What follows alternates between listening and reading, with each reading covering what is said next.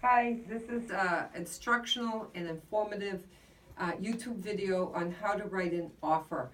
Each offer can vary with each property. However, this is just the very basics.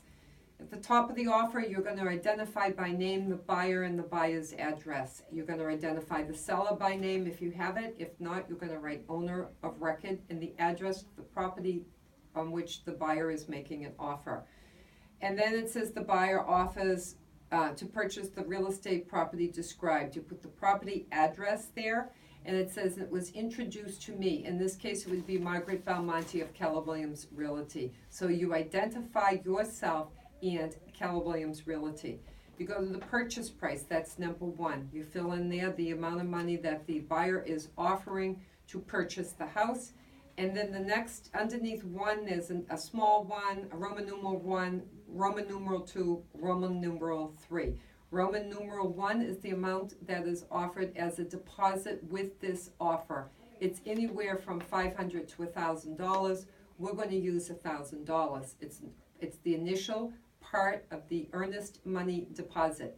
That deposit does not get deposited in anybody's bank account until the offer is accepted. There are two boxes under that. I recommend that you check the second box, to be delivered upon receipt of written acceptance. Now we're into Roman numeral 2, and that is the additional deposit to be paid with the purchase and sale. Generally speaking, that is 5% of the purchase price. So it's a $300,000 purchase. You put $1,000 down. 5% of $300,000 is $15,000. We already have $1,000, so the additional portion of the second deposit is $14,000. So that goes in number 1, Roman numeral 2. Roman numeral 3 is just saying the balance is due by a cashier's, treasurer, or certified check. That's on the day of closing. So that would be the difference between what your deposit is, what your mortgage is, and any additional money that you're putting down. The duration of the offer, that's number 2. I usually give 24 hours. So for example, 2 p.m. or 5 p.m. the following business day. 24 hours from the time that you're writing the offer. Purchase and sale agreement is, generally speaking, 12 to 14 days, can be 10 to 14 days after the offer is accepted, and that's filled in paragraph number 3. I usually put 4 p.m. and I don't put it on a Friday because it's very difficult to get everybody together on a Friday.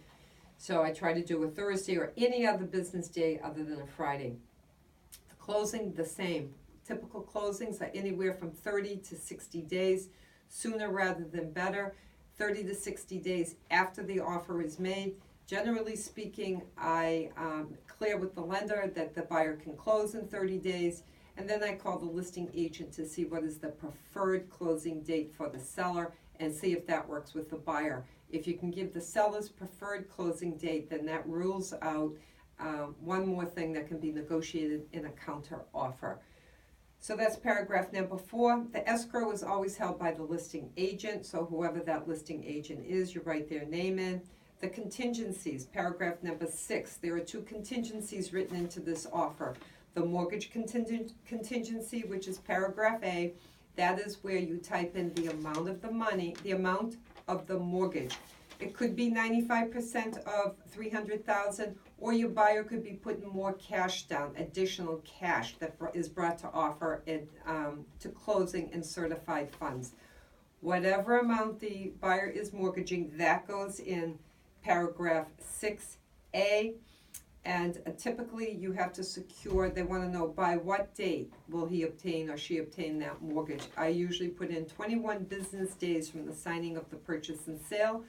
That equals about 3 weeks, but that can be tightened also, depending upon how far along in the mortgage process the buyer is. But you have to give yourself enough time to have an appraisal go out and the loan be submitted to underwriting and TRID.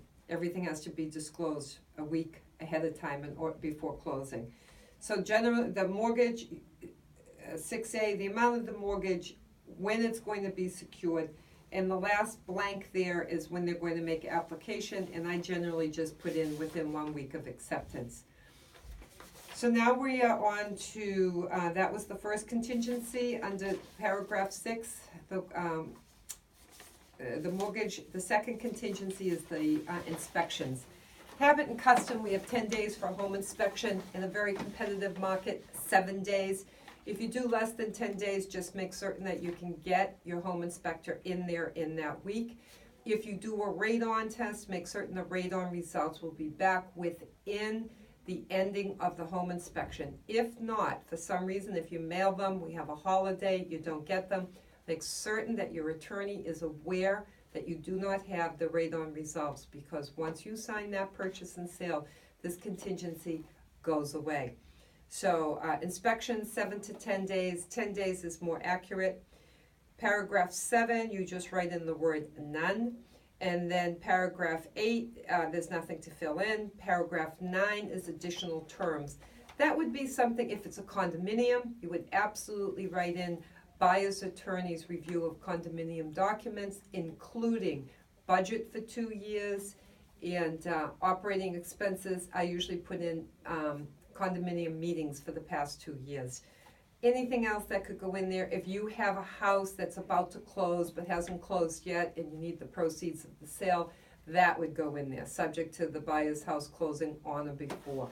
So any other additional terms. In order to write a compelling offer, all your dates should be tight. You should have very little additional terms, but any additional terms that reflect your ability to close in a timely manner should be written in there. And that's it. Then you sign it as a buyer and you wait to get your acceptance or your counter. Good luck.